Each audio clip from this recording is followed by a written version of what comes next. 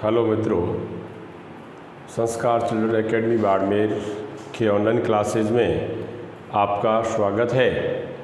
और आज हम जो बात करने जा रहे हैं वो हमारा जो टॉपिक रहेगा पत्र लेखन। तो पत्र लेखन से संबंधित आपको 2 नंबर का सवाल जो पूछते हैं बोर्ड के अंदर, और उसमें जो अलग अलग प्रकार के पत्र होते हैं, अर्थशास्त्र की पत्र हो सकता है, निविदा हो सकता है, विज्ञप्ति हो सकता है, जो इस प्रकार से ज्ञापन हो सकता है, जो ये आपको क्वेश्चन दिया जाता है और उस क्वेश्चन के आधार पे आपको उस पत्र का प्रारूप, उस पत्र के स्ट्रक्चर के आधार पे आपको पत्र लिखना होता है। ठीक है, बोर्ड के अंदर सीधे आपको क्वेश्चन पूछा जाता है कि जो एक अर्थशास्त्र के पत्र या कोई निविदा है या कोई ज्ञापन है, उसका प्रारूप तैयार कीजिए। तो अपन को प्रश्न दिया जाता है। ठीक है, जैसे उदाहरण के तौर पे अपन बात की जाए, अब ये दिया गया है कि मानव संसाधन विकास मंत्रालय नई दिल्ली, मानव संसाधन विकास मंत्रालय नई दिल्ली के द्वारा जो राजस्थान सरकार को एक अर्थशास्त्र की पत्र लिखने का एक प्रारूप तैयार कीजिए। तो सबसे पहले अपन को ये बात ध्यान में रखनी है कि जो पत्र जब लिखा जाता है अर्थशास्त्र की, तो उस पत्र का अपने क्या है कि प्रारूप होता है। कोई भी पत्र अपन लिखते हैं तो उसका अपना एक निश्चित जो एक प्रारूप होता है, उस प्रारूप के आधार पे अपन पत्र लिखते हैं। तो देखो, जिससे पहले अपन जो पत्र लिख रहे हैं, अपन लिख रहे हैं अर्थशास्त्र की पत्र। तो अर्थशास्त्र की पत्र क्या होता है कि अर्थशास्त्र की पत्र किसे कहते हैं, यानी कि जो समान कैटेगरी का, समान लेवल का एक अधिकारी होता है, समान कैटेगरी का, समान लेवल का जो अधिकारी होता है, अपने बराबर का जो अधिकारी होता है, तो वो अधिकारी अपने राय लेने के लिए, अपने सलाह लेने के लिए या उससे कोई बातचीत करने के लिए जो पत्र लिखते हैं उसे क्या कहते हैं, अर्थशास्त्र की पत्र कहते हैं। तो सबसे पहले अपन क्या करेंगे, अपन लिख लिया अर्थशास्त्र की पत्र, अपन अर्थशास्त्र की पत्र लिख रहे हैं, अर्थशास्त्र की पत्र हो गया। फिर उसके बाद में भारत सरकार के द्वारा लिखा जा रहा है। फिर अपन को बात ये ध्यान में रखनी है कि जिस कार्यालय के द्वारा पत्र लिखा जा रहा है उस कार्यालय का नाम सबसे ऊपर होगा, उसी कार्यालय का पत्र क्रमांक होगा और जो लिखी जा रही वो दिनांक भी होगी। ये बात ध्यान में रखनी है। तो अपन लिख लिया भारत सरकार के द्वारा मानव संसाधन विकास मंत्रालय नई दिल्ली के द्वारा पत्र लिखा जा रहा है। ठीक है, और 4 जून 2020 को पत्र लिखा है, और जो अपन ने पत्र लिखा है उस पत्र का जो क्रमांक है, जो अपन ने पत्र लिखा है उस पत्र का क्रमांक कैसे रहेगा कि 2020 के अंदर अपन ने पत्र लिखा, 2020 के अंदर लिखा है, तो जो अपन आज ये पत्र लिख रहे हैं इस पत्र का क्रमांक क्या है, हमारे कार्यालय से जो भेजा जा रहा है उन सभी पत्रों में से इस कार्यालय का जो क्रमांक रहा है 954 ये रहा है। और फिर उसके बाद में क्या होगा, अपन सीधे भी ऐसे ही लिख सकते हैं, ऐसे लिख सकते। उसके अलावा भी जैसे आपने ऐसे लिख लिया, यहाँ लिख लिया पत्र क्रमांक के बाद में MHRD जो शॉर्ट में इसका मानव संसाधन विकास मंत्रालय नाम लिख लिया। उसके बाद में इधर साइड में आप दिनांक लगा दी, तो भी इसमें कोई फर्क पड़ने वाला नहीं है। फिर मोहित कुमार, अब इसमें ये बात ध्यान में रखनी है कि जो पत्र लिख रहा है वो इस जगह भी आएगा और वापस इस जगह तो पक्का आएगा ही। 2 जगह जो पत्र लिख रहा है उस जगह लिखने वाला सबसे पहले क्या करेगा कि मोहित कुमार है, मोहित कुमार जी के द्वारा पत्र लिखा जा रहा है और वो सचिव है। वो क्या है, सचिव है, मानव संसाधन विकास मंत्रालय के अंदर वो सचिव है। तो सबसे पहले वो क्या करेगा कि अपना नाम और अपना पद ये दोनों ही शो कर देगा। तो आपको 2 स्थान आपको वैसे याद रह जाएगा, बाकी याद रखना सरल ही, ज़्यादा उसमें हार्ड नहीं है। ऐसे आपको याद नहीं रहे तो 2 बातें आपको ध्यान में रखनी है कि सबसे पहले लिखने वाले का नाम और वो पद सबसे पहले वो लिखेगा। उसके बाद में लास्ट में ये तो आपको पता ही है कि आपका सद्भावी, ये तो हमेशा के लिए लिखने वाला जो होता है उसी को ही उसी का इनाम होता है। जैसे आपने प्रार्थना पत्र लिखते हैं, आपका आज्ञाकारी लिखते हैं या भौदीय लिखते हैं, तो इस जगह तो नाम पक्का उसी का ही आता है, जो लिख रहा है उसी का इनाम आता है। अब उसके बाद में रही बात ये प्रिय, ठीक है, राजेश कुमार, प्रिय राजेश कुमार लिखो या प्रिय मित्र राजेश कुमार लिखो, इसमें से जो भी आपको अच्छा लगे वो लिख सकते हो। तो प्रिय राजेश कुमार, अब मोहित कुमार है सचिव है, उनके द्वारा पत्र लिखा जा रहा है। किसको लिखा जा रहा है? राजेश कुमार को लिखा जा रहा है। किसको लिखा जा रहा है? राजेश कुमार को लिखा जा रहा है। और राजेश कुमार को लिखते हुए मोहित कुमार कह रहे हैं कि आपका पत्र क्रमांक जो 4/321 कल मुझे प्राप्त हुआ है, और वो पत्र पढ़कर मुझे बहुत ही बड़ी खुशी हुई है कि आपके द्वारा जो एक सतत साक्षरता अभियान चलाया जा रहा है, और उस अभियान के आधार पर यदि अन्य देश भी, अन्य राज्यों में भी इस प्रकार का जो अभियान चलाया जाए तो बहुत ही अच्छा हो सकता है, बहुत ही फलीभूत हो सकता है। तो इस प्रकार से इस जगह अपने क्या रहेगा, जो हमारा समाचार, इस जगह इस बॉडी के अंदर क्या रहेगा, जो हमारा समाचार जो अपन को प्रश्न में दिया उस समाचार को अपन यहाँ लिख लिया। इस जगह पूरा समाचार लिखने के बाद में अपन क्या करेंगे, वापस इस जगह क्या करेंगे कि जिसको अपन लिख रहे हैं, सामने वाले को लिख रहे हैं, सामने वाले का पूर्ण जो उसका जो पद का और पता किस कार्यालय के अंदर काम कर रहा वो सारा होगा। अब श्री राजेश कुमार को तो अपन लिखा ही है, पहले संबोधित किया है। अब राजेश कुमार जी है वो शासन सचिव है, शासन सचिव है, शिक्षा विभाग में है, और राजस्थान सरकार और शासन सचिवालय जयपुर के अंदर ये जो सचिव के रूप में कार्यरत है। ठीक है, आई बात समझ में? तो क्या है, इस जगह पूरा का पूरा इसका पद का जो प्रारूप होगा, पद का पूरा इसमें जानकारी दी जाएगी कि उसका नाम क्या है और वो किस विभाग के अंदर कार्यरत है, और वो किस विभाग के अंदर है तो उसकी जो पोस्ट क्या है, वो किस पद के ऊपर कार्य कर रहा है। ठीक है, और फिर उसके बाद में आपको बात हो गई कि आपका सद्भावी मोहित कुमार लिखने वाला उसी का नाम होगा। तो ये बातें आपको ध्यान में रखनी है। फर्स्ट बात, सबसे पहले जो पत्र आप लोगों को पूछा परीक्षा के अंदर वो लिख लिया।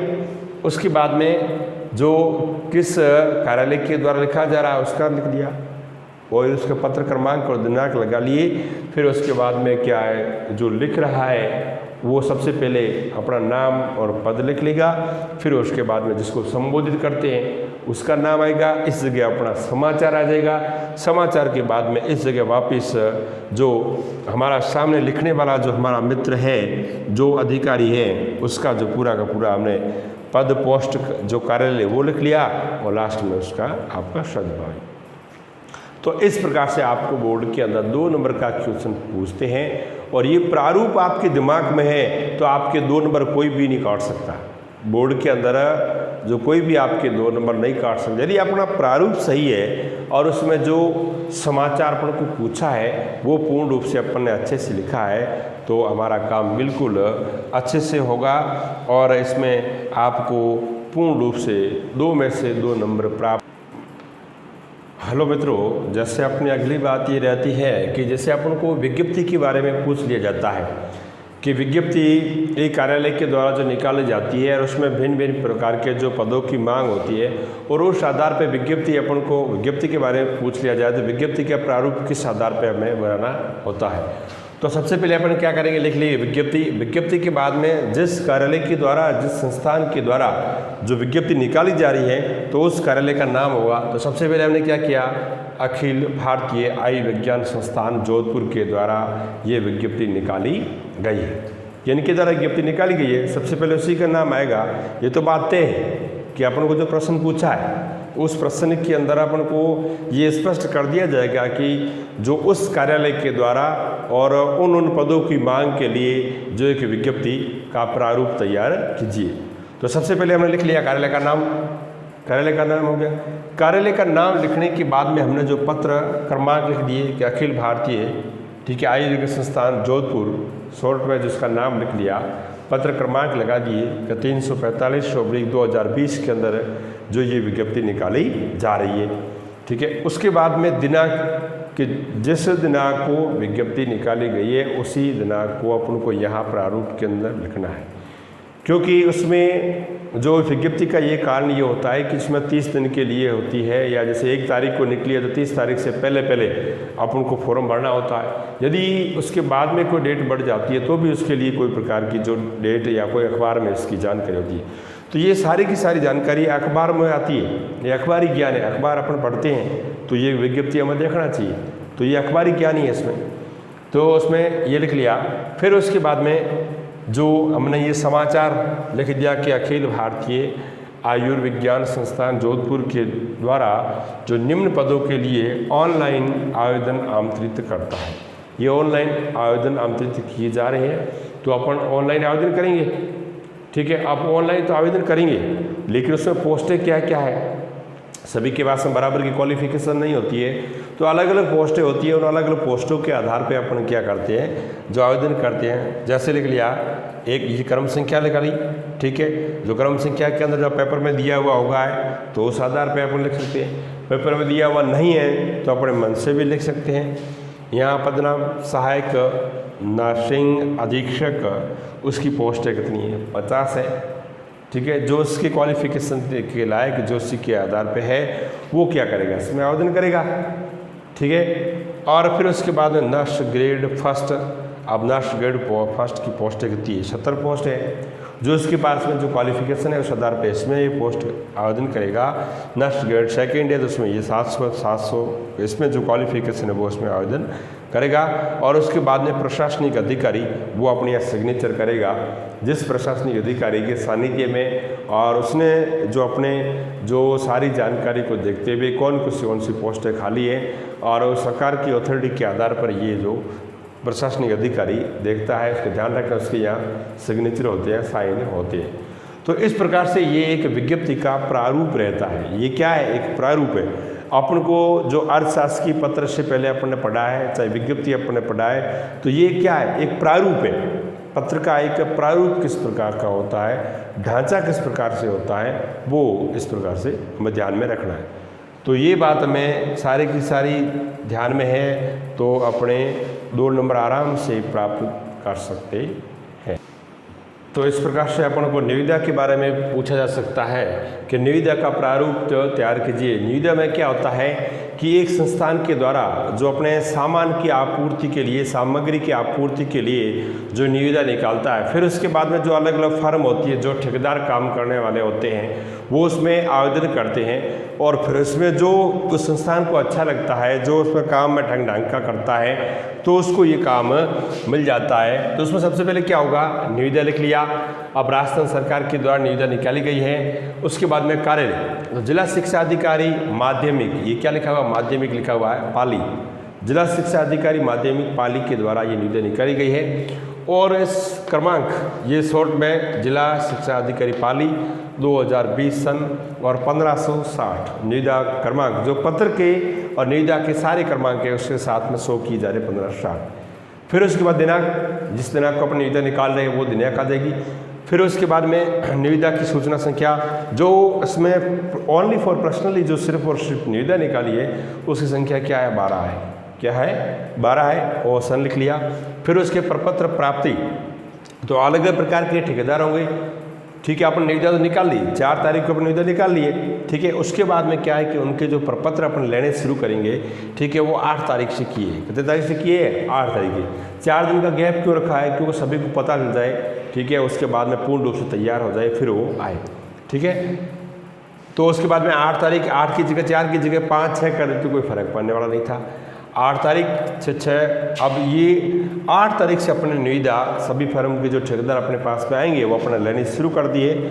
और अपन ने लिखी अंतिम तिथि, लास्ट तिथि क्या है, 20 तारीख। 20 तारीख तक अपन क्या करेंगे, 20 तारीख तक अपन निविदा जो भी जितने भी फर्म के जो ठेकेदार हैं, जो काम करना चाहते हैं, जो काम करने इच्छुक है, 20 तारीख तक अपन लेते रहेंगे। और फिर लेने के बाद लास्ट 5 बजे तक भी समय शो कर लेंगे, 5 बजे तक ही लेंगे, 5 बजे के बाद में लेंगे। ऐसे होता है बिल्कुल। जो ऑनलाइन के आवेदन होते हैं उसमें भी ऐसा सिस्टम होता है कि 6 बजे होता है, 6 बजे के बाद में क्या है कि वाईडी बंद हो जाती है। उसका निविदा खोलना। अब इसमें 10-15 जो भी लोग थे, अब इसके हमारे पास में मान लो उदाहरण के तौर पे अपने के पास में कितने लोग आ गए, 50 लोग आ गए। 50 लोग आ गए और 50 लोगों को हमने बता दिया कि निविदा खुलेगी कितनी तारीख को, 21 तारीख को। लास्ट तारीख 20 थी, 21 तारीख को निविदा खुलेगी और उसके साथ अपना टाइम भी बता दिया कि 10 बजे के टाइम आप सभी को एकत्रित होना है।